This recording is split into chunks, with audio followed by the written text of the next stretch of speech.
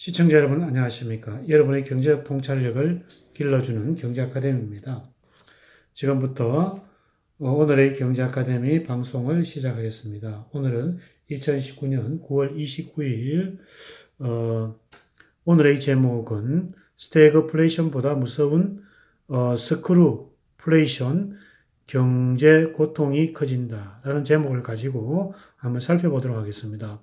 올해 3분기 이후 한국 경제의 전망, 성장인지 분배인지 불명확한 소득 주도 성장 정책에 대해서 논평입니다. 한국 경제 2분기 성장률이 발표됐다. 1분기 성장률이 마이너스 0.4% 워낙 낮았던 만큼 플러스 성장률을 기대했던 수준에 못 미쳤다. 벌써 3분기 성장률이 걱정된다. 일본 경제 보복 조치로 한국 경제를 떠받치고 있는 반도체 수출이 부진할 경우 재차 마이너스 국면으로 떨어질 가능성이 높기 때문이다. 장기 침체를 예고하는 W자형 경기순환이다. 더 우려되는 것은 올해 하반기 한국 경제가 스크루플레이션을 겪을 대표 국가로 꼽히고 있다는 점이다. 스크루플레이션은 미국 헤지펀드 업체의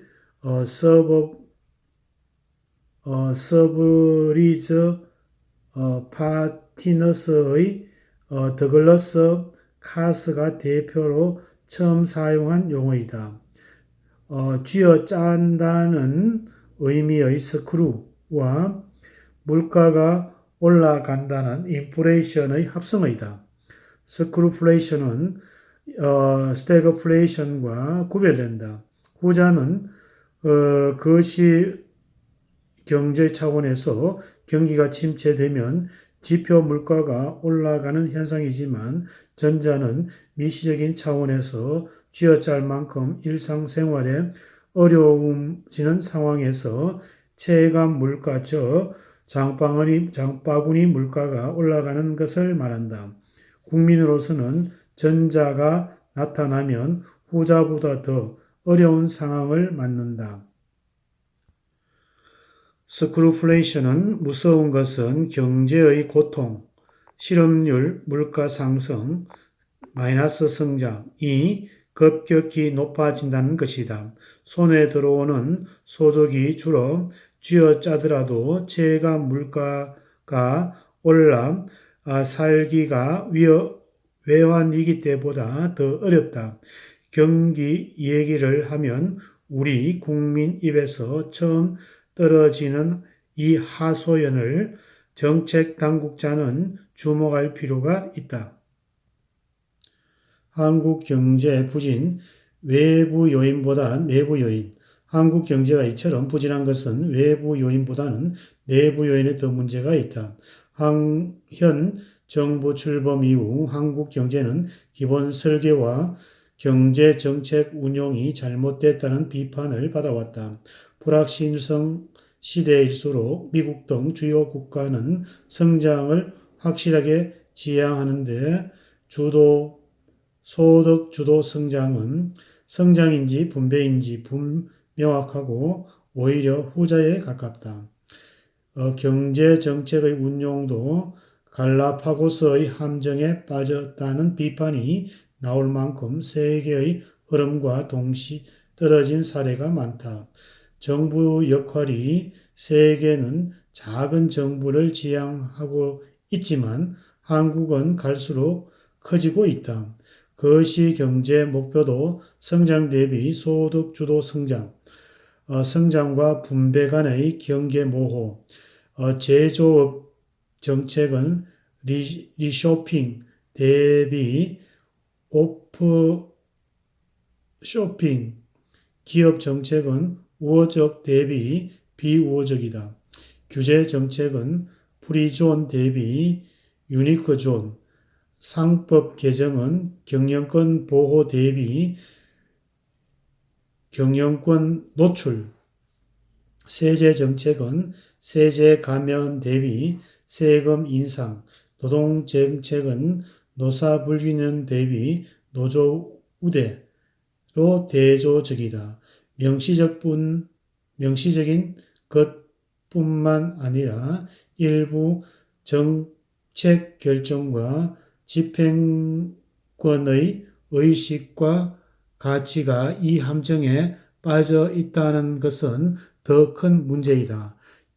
뒤늦게 내리기는 했지만 작년 11월 말 금리를 올리는 것도 문제였다. 한국은행의 일선 목표대로라면 오히려 낮춰야 한다. 하지만 대내외 불균형 시장이라는 모호한 이유를 들어 금리를 올리는 것이 결과적으로 경제를 더 어렵게 했다. 한국보다 경기가 더 좋은 미국은 금융 완화에 더 큰 자극적인 자세를 보이는 것으로 대조적이다. 가장 이해하기 힘든 것은 1, 4분기와 마찬가지로 2, 4분기에도 정부 지출 기여도가 높지 않다는 점이다.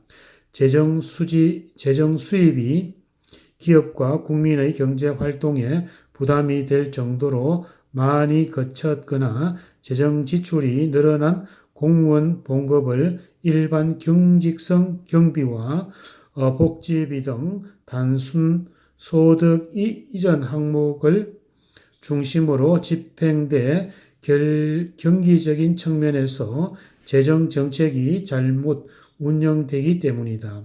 상대방의 폐해를 훤히 그리고 실시간으로 들여다볼 수 있는 정강 현실에서 3분기 이후 성장률이 나아졌겠지라는 막연한 추측, 기대감에서 회복되는 것이 아니라 뼈를 깎는 노력이 있어야 경기 회복될 수 있다.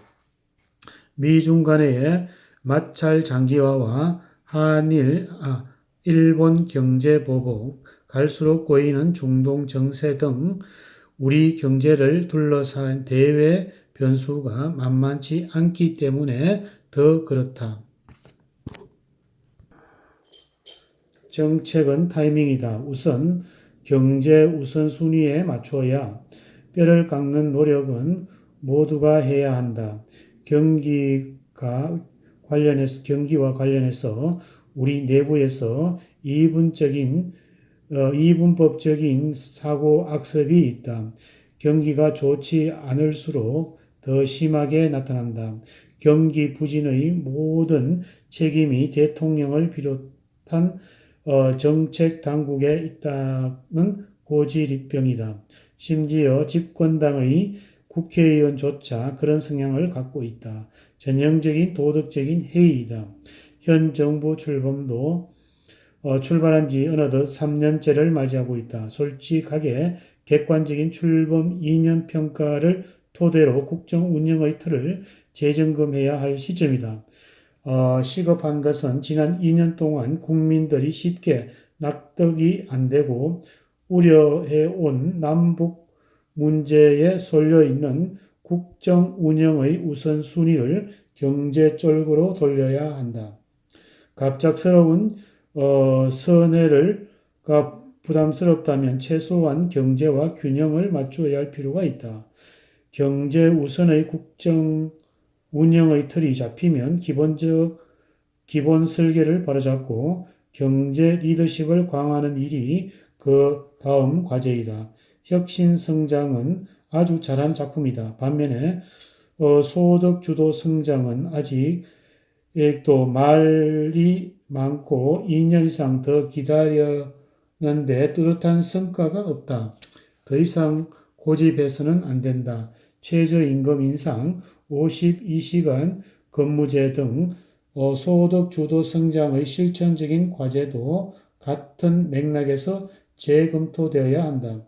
세계가 하나인 시대에 미국과 중국처럼 세계 경제를 주도할 수 없다면 글로벌 스탠다드에 맞추는 것은 한국과 같은 국가가 기본 성장 전략이다.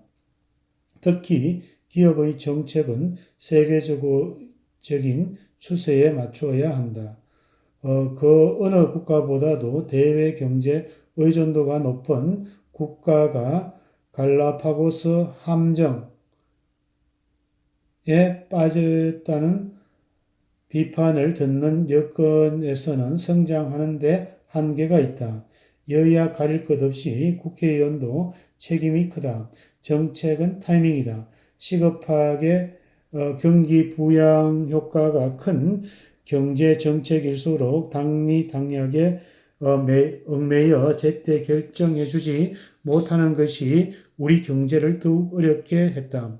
국회의원이 제 역할을 했더라면 코스피가 3천까지 갈 수 있었을 것이라는 시각도 한 번쯤 곱새겨 볼 만한 대목이다. 기업과 국민도 각자의 위치에서 할 일이 많다. 정부와 국회의원이 잘했다는 것은 아니다. 하지만 이미 경제 대국이 된 미국과 중국은 마지막 1초까지 자국의 이익을 위해 노력하는데 정부와 국회의 탓만 해서는 과부하, 속도 저항, 자유 낙하되는 생존 여건에서 경쟁에서 탈락할 수밖에 없다는 것을 유념해야 한다. 오늘은 세계가 하나인 시대에 미국과 중국처럼 세계 경제를 주도할 수는 없다면 글로벌 스탠다드에 맞추는 것은 한국과 같은 국가의 기본 성장의 전략이 될 것이다. 오늘은 스태그플레이션보다 무서운 스크루플레이션의 경제의 고통이 커진다는 내용을 가지고 살펴보았습니다. 오늘의 정보가 여러분의 발전에 도움이 되기를 기원합니다. 감사합니다.